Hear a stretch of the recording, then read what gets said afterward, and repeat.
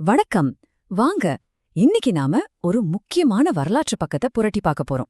இந்தியாவுக்குள்ள முதலா நுழைஞ்சு, குறிப்பா தமிழக வரலாற்றுல ஒரு புது அத்தியாயத்தையே ஆரம்பிச்சு வச்ச போர்த்துகீசியர்களை பத்தி தான் தெரிஞ்சுக்க போறோம். அவங்க எப்படி வந்தாங்க, என்ன பண்ணாங்க, அவங்க விட்டுட்டு போன தாக்கம் என்னங்கறத விரிவாக பார்க்கலாம். நம்மள பலரும் பிரிட்டிஷ்காரங்க பிரெஞ்சுக்காரங்கன்னு நினைச்சிட்டு இருப்போம். ஆனா அவங்க வர்றதுக்கெல்லாம் ரொம்ப முன்னாடியே ஒரு ஐரோப்பிய நாடு இந்தியாவுக்கு கடல் வழிய கண்டுபிடிச்சு நம்ம வரலாற்றோட போக்கையே மொத்தமா மாத்தி போட்டுருச்சு. ஆமாங்க, அது போர்த்துகீசியர்கள் தான். இந்தியா கடற்கரைக்கு முதலா கடல் வழியா வந்து சேர்ந்தவங்க அவங்கதான். சொல்லப்போனா அவங்க தான் இந்தியாவுல ஐரோப்பிய காலனித்துவ காலத்தையே தொடங்கி வச்சவங்க.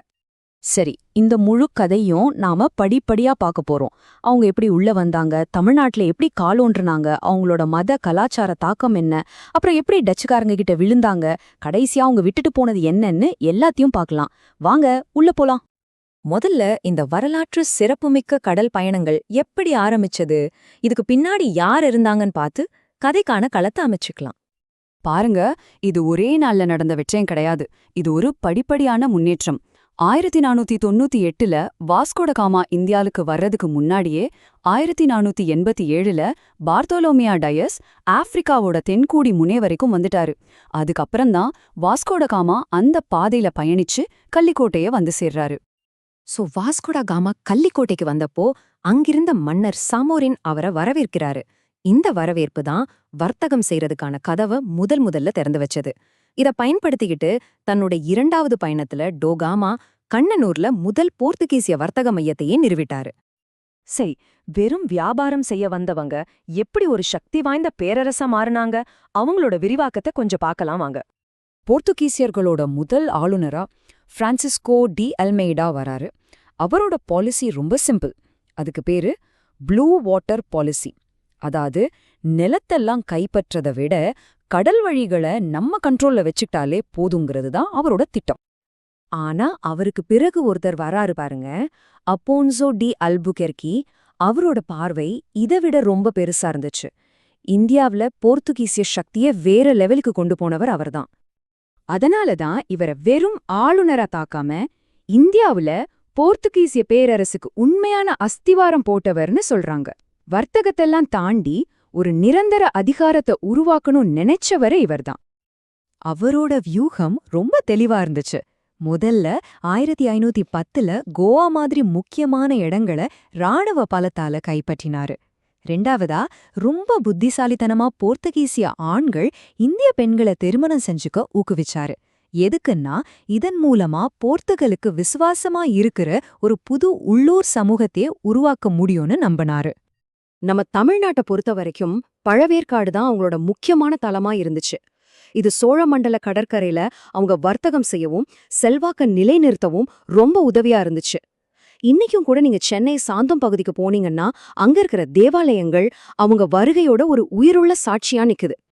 ஆனா போர்த்துகீசியர்கள் வந்தது வெறும் வியாபாரத்துக்கும் இடத்தை பிடிக்கிறதுக்கும் மட்டுமில்ல, அவங்களுக்கு இன்னொரு சமமான சக்தி வாய்ந்த நோக்கமும் இருந்துச்சு. இங்க நாம ஒரு முக்கியமான விஷயத்த புரிஞ்சுக்கணும். போர்த்துகீசிய விரிவாக்கத்தை 2 இன்ஜின் ஊட்டுச்சு. ஒன்னு வர்த்தகம் மூலமா செல்வம் சேர்க்கறது, இன்னொன்னு அவங்களோட கத்தோலிக்க மதத்தை பரப்புவது. ஆனா இந்த 2 இலக்கையும் அடைய அவங்க கையாண்ட வழிகள் பல நேரங்கள்ல ரொம்ப கொடூரமானதா இருந்துச்சு. இத அவங்க வரலாற்றோட ஒரு இருண்ட பக்கம்னே சொல்லலாம். இந்த மத பரவல் வேலைய முன்னெடுத்து செஞ்சவங்க தான் இயேசு சபையை சேர்ந்த பாதிரியார்கள். இதுல புனித Francis Xavier, Robert de Nobili மாதிரி ஆட்கள் உள்ளூர் மக்களோட கலந்து அவங்க மதத்தை பரப்புனதுல ரொம்ப முக்கியமானவங்க. குறிப்பா இந்த ராபர்ட் டி நோபிலி உள்ளூர் கலாச்சாரத்துல தன்னை முழுசா ஈடுபடுத்திக்கிட்டாரு. ஒரு தமிழ் துறவிய போலவே வாழ்ந்து மக்கள் எளிதா ஏத்துக்கிற மாதிரி அவங்க மதத்தை பரப்ப முயற்சி செஞ்சாரு. அவங்களோட மத தாக்கத்தோட நேரடி மரப நம்ம இன்னைக்கும் பார்க்க முடியும். குறிப்பா சோழ மண்டல கடற்கரையோரமா நாம பாக்குற உயரமான கோபுரங்களோட இருக்கிற தேவாலயங்கள் எல்லாமே அவங்களோட செல்வாக்குக்கு ஒரு நீடித்த சான்றா நிக்குது. ஆனா எந்த ஒரு ஆதிக்கமும் நிரந்தரமில்லை இல்லையா? போர்த்துகீசியர்களோட ஆதிக்கம் மெல்ல மெல்ல சரிய ஆரம்பிச்சது. ஏன்னா அவங்களுக்கு ஒரு புதிய ஐரோப்பிய சக்தி போட்டியா களத்துல இறங்குச்சு.